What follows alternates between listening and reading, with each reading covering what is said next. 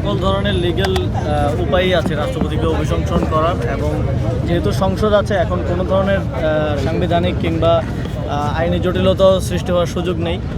সংসদ তার ক্ষমতা দিয়েই রাষ্ট্রপতিকে অভিশংসন করতে পারে এবং নতুন রাষ্ট্রপতি নিয়োগও দিতে পারে।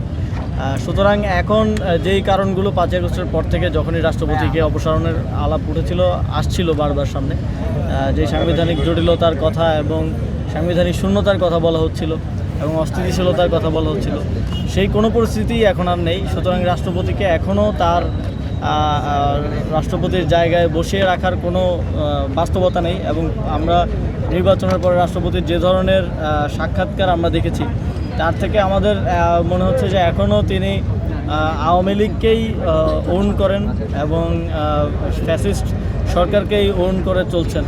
এবং আমরা শুধু কিছু পরিবর্তন দেখেছি, যেমন জয় বাংলার পরিবর্তে এখন বাংলাদেশ জিন্দাবাদ বলছেন, কিন্তু ভেতরে ভেতরে তিনি এখনও আওয়ামী লীগেরই রাষ্ট্রপতি রয়ে গেছেন। এবং আপনারা জানেন যে আওয়ামী লীগেরও একেবারে 3rd 4th পর্যায়ের একজনকে ধরে নিয়ে এসে রাষ্ট্রপতি বানানো হয়েছিল সে সময়। তো এমন কেউ একটি নির্বাচিত সরকারের সময়, একটি নতুন সংসদের সময়, বিশেষ করে জুলাই গণঅভ্যুত্থানের পরবর্তী যেই নির্বাচন, সেই নির্বাচনের পরে তার রাষ্ট্রপতির পদে থাকার কোনো নৈতিক অবস্থান এখন আর নেই।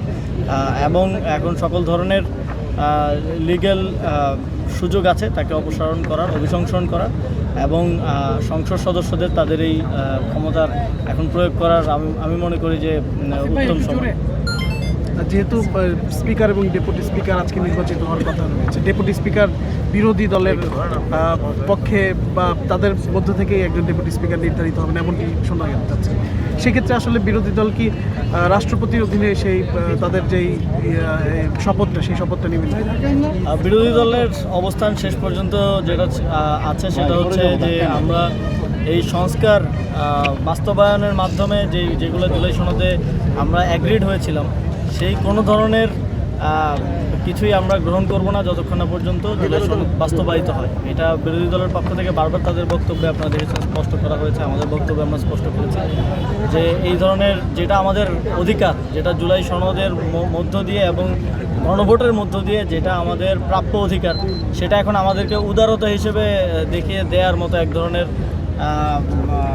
নাটক সাজানো হচ্ছে বলে আমরা মনে করি। এবং আমরা যেটা এই দেশের মানুষ গণভোটে প্রায় 70% মানুষ ভোট দিয়ে এবং রাজনৈতিক দলগুলো দিনের পর দিন আলোচনার মাধ্যমে ঐকমত্যের ভিত্তিতে যেই বিষয়গুলো এই সংসদ বাস্তবায়ন করতে বাধ্য, সেগুলো এখন সরকারের পক্ষ থেকে আমরা দেখতে পাচ্ছি এক ধরনের উদারতা প্রদর্শনের চেষ্টা করা হচ্ছে এবং দেখানো হচ্ছে যে আমরা অনেক উদার, আমরা আপনাদেরকে দয়া করছি। আমরা মনে করি যে এগুলা বিরোধী দল এবং বাংলাদেশের জনগণের অধিকার হিসেবে বাস্তবায়িত হওয়া উচিত, এবং বাস্তবায়নের পরে এই বিষয়গুলো গ্রহণের ক্ষেত্রে বিরোধী দল করবে। এখানে এক ধরনের স্ববিরোধী অবস্থান আমরা সরকারের দেখি। সরকার বলছে যে আগে এই যে আদেশ এবং সংস্কার পরিষদের যেই শপথের বিষয়, সেটা আগে সংবিধানে আনতে হবে, তারপরে তারা শপথ নিতে পারেন। তো সংবিধানে না এনে আপনারা তাহলে ডেপুটি স্পিকার কীভাবে দিচ্ছেন? তো এখানে আসলে এটা একটা আন্ডারস্ট্যান্ডিংয়ের মধ্য দিয়ে সব কিছুই সম্ভব। এবং যেহেতু গণভোট হয়েছে এবং গণভোটে জনগণের জন্যই তো এই সংবিধান, এবং জনগণ সকল ক্ষমতার উৎস, এবং জনগণের রায় সংবিধানেরও উপরে। এবং আমরা মনে করি যে এখন সেটা সরাসরি সংস্কার বাস্তবায়নের মাধ্যমে হলেই কেবলমাত্র বিরোধী দল সেটা গ্রহণ করবে। এর বাইরে আমার মনে হয় কোনো নৈতিক অবস্থান বা পরিস্থিতি নেই বিরোধী দলের এই ডেপুটি স্পিকার কিংবা অন্য যে কোনো কিছু সরকার দলের পক্ষ থেকে দয়া কিংবা তাদের উদারতা হিসেবে গ্রহণ করা।